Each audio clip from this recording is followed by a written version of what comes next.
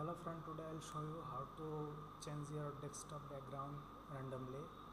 So at first you have to select some image and keep it in the same folder, then click the desktop right button and click the personalized and go to background, and then you have to choose the slideshow option, then browse, then select this folder, then choose folder, then okay, then these images are set and you can see here it can change automatically, but you can test it. You can click just right button and then next background, then see this background are changing, then I will click again next background. This see,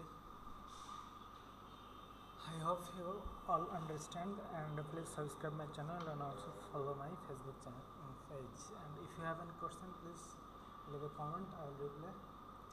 Thank you.